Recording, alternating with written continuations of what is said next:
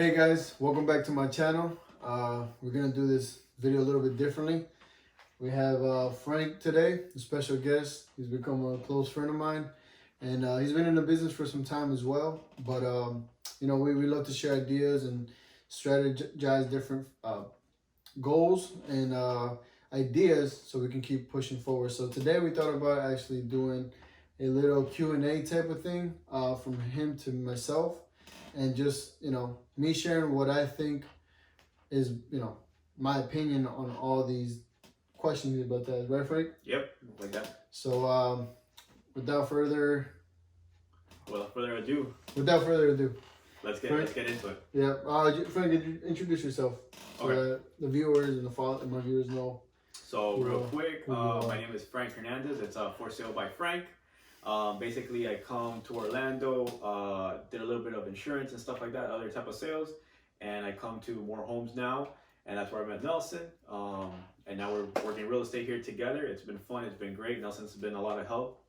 He has a lot of knowledge, so you guys better be watching his videos because he's dropping knowledge all the time. And also, I'll be going back to Miami and doing real estate over there, so it'll be great. You guys can follow me and see some Miami real estate at the same time. All right. And where can I follow you? For Sale by Frank. Everything is For Sale by Frank. Just put it simple. If you're on the yellow pages, For Sale by Frank. There you go. Yellow pages. Awesome. So let's get started. All right. Perfect. On your lovely questions. I think this will be fun, and I think it will help all of us. Again, this is my opinion, right? So everybody, has a different perspective on things, but hey, you know what I mean? This is what we're here for, just to give out knowledge and share ideas as to what he's about to ask. So let's get into it. And just I wanted to use Nelson because Nelson has a lot of knowledge as a buyer, with not being a realtor, and now he's a realtor. He has a lot of knowledge, as a realtor. So let's get into it. To begin, Nelson, knowing what you know now, I know you bought your first home, and you were not a realtor when you bought it, correct? Correct. Okay. So knowing what you know now, do you feel like you did something wrong when you were buying your first home? Do you feel you could have done something better, or how do you feel you handled the home buying process as just a client? Great question. So to start off answering that, wife now, girlfriend then, which is kind of funny. Pretty much we were just house hunting. We were like, all right, let's just see if we can afford something, just trying to get our foot in the door. To me, honestly, it was just getting my foot in the door. I really didn't, I wasn't too much worried about the specifics in the property. I just wanted to get into a home, just be able to afford one. So that was for me the number one thing.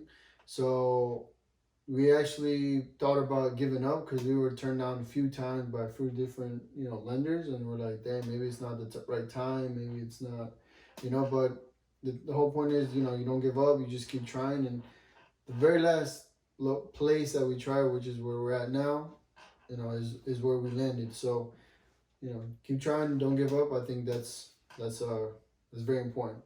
Pro tip, persistence, right? Correct. All right. Pro tip, persistence. Awesome. Now, to follow that up, knowing what you know now that you have your home and you've lived in it for a while, do you feel you learned something, or your first year of being a house owner, do you feel you did something wrong, or you should have handled it differently?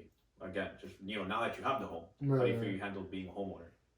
Right. So I think being at a pretty young age owning a home, there was stuff that, again, I just want to get my foot in the door, getting in here, and just have a roof over my head, or over our head. So what I have done probably differently, even though in my case, I bought a new construction home, so I literally saw it from the dirt up. We pretty much just went through the process, a regular process. There was nothing wrong with it, but I think differently, maybe within time, depending on the warranties that the actual builder has, and again, in my case, as a builder, within the first year, maybe I'm on number 10, just getting an inspector out here and just checking out the whole property to see if there's anything that may be kind of off or something like that, where within the first year you can actually get that covered. So perfect. I would moving forward with the experience, I would say, again, in new construction, that's probably one of the things you ought to look at. Perfect. Now, I'm going to follow up the question with another one, because I know you have a lot of knowledge here. And this one's as a realtor, okay? So, again, you as a realtor, seeing yourself, or seeing what you did before, do you feel you gave yourself enough time to buy a home when you were actually looking for a home? And how much time do you think someone should take to actually find a home? Well, in my case, I feel like I did have enough time to look for a home. We were just, or between my wife and I, we were giving up hopes, but like it was the right time to look for a house. How long?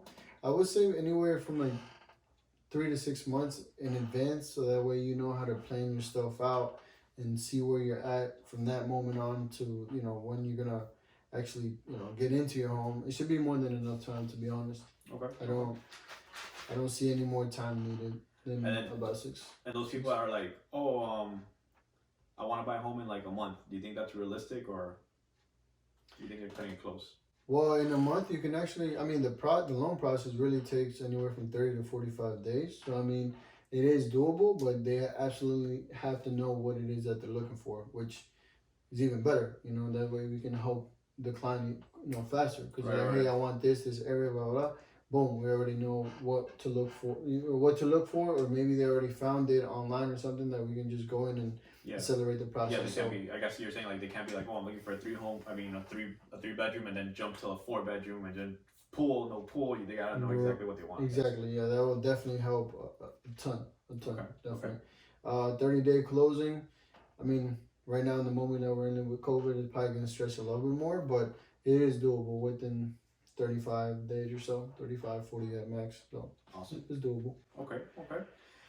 And then just to speak a little bit about the loan, I know you probably did FHA. Like everybody that does FHA, everybody's into the FHA business. Now, do you feel that was the smart way to go? Is it the right way to go for our new first-time homebuyers that are watching? Yeah, so FHA is a governmental program out there for first-time home buyers. So there's a lot of, like, I would say, flexibility in the loan when it comes to debt to income ratio. So than any other one, right? Because the government is trying to, promote or incentivize people to become homeowners. So you're trying to make it as flexible as possible. Obviously, there's guidelines and all that stuff, but of course, in my opinion, a 3.5% minimum down payment would actually be a good loan option. But of course, whenever you speak to your loan officer, based on your criteria or based on your financial status, then they'll be able to better guide you and direct you in which is the best program. Okay. And also, people don't know, like, is it true that you could do more than one FHA, or can you only do one?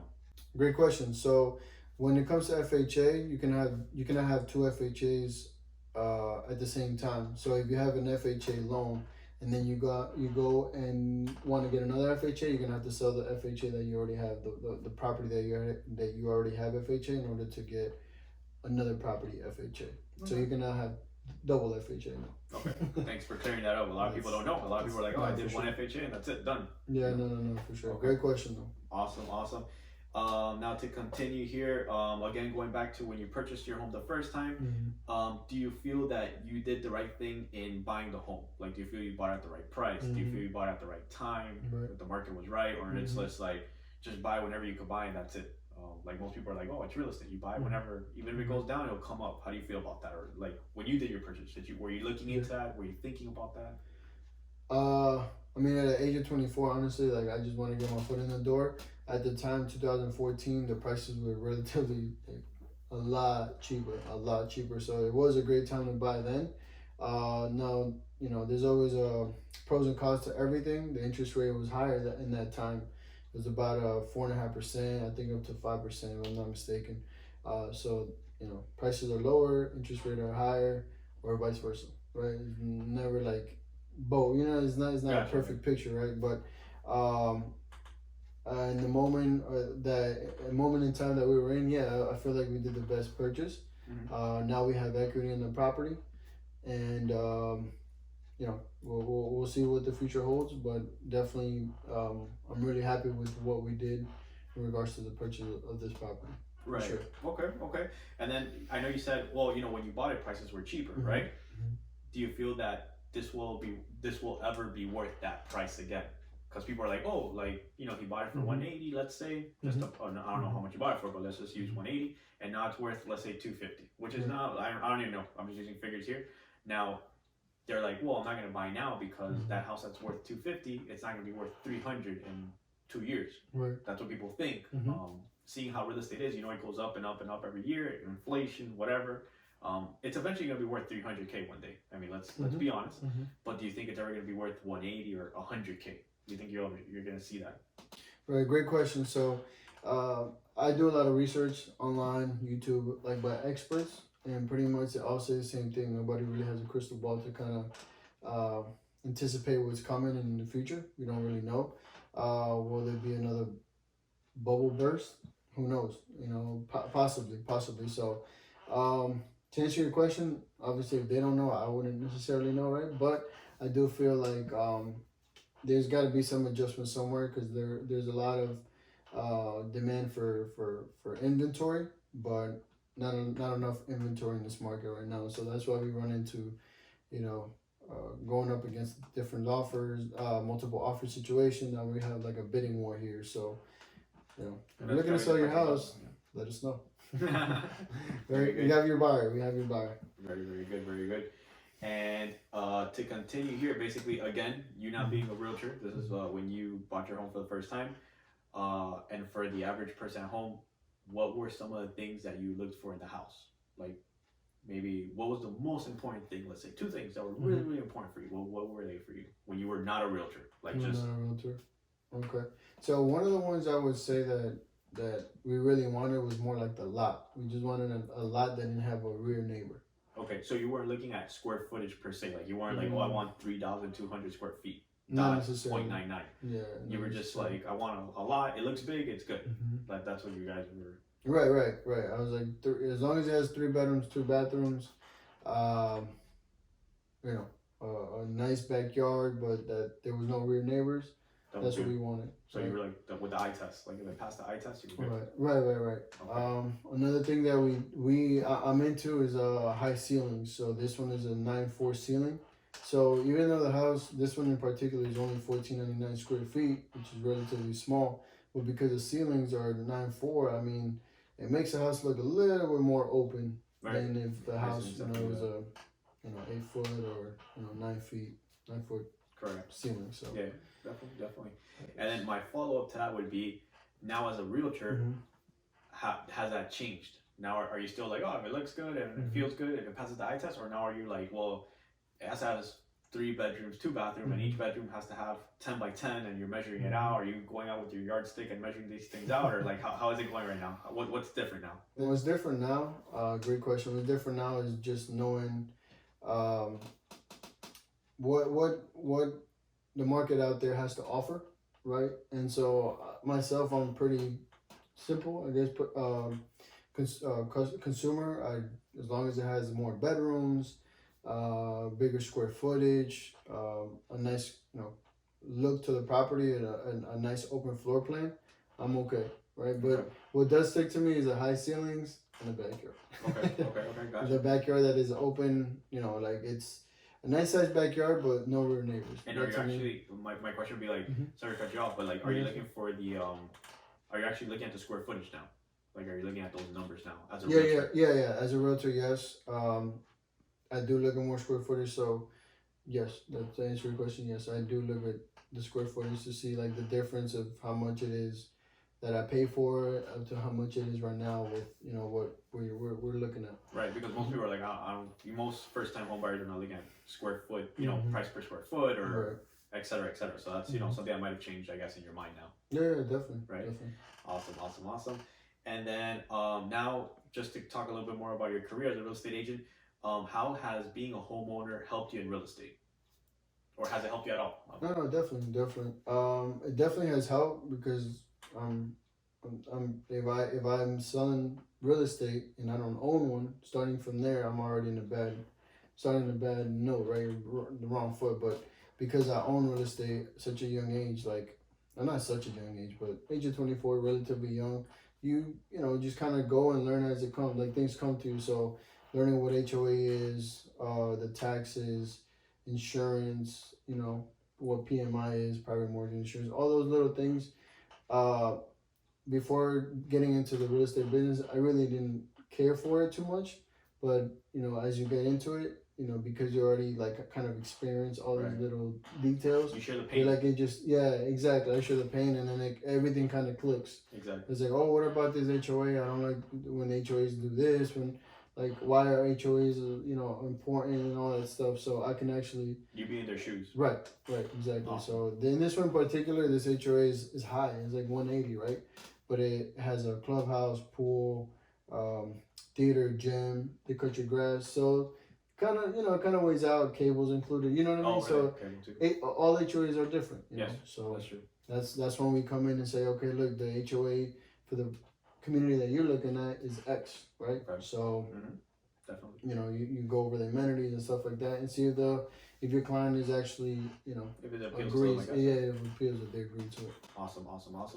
And also, just to stay on that, Mhm. 2 tips that you always give your clients, or that you would give anyone that's looking for a home. Just 2 tips. What were like those 2 things that's like you need to look at these 2 things? What would they be to you, or what are they for you? I know they're different for everybody.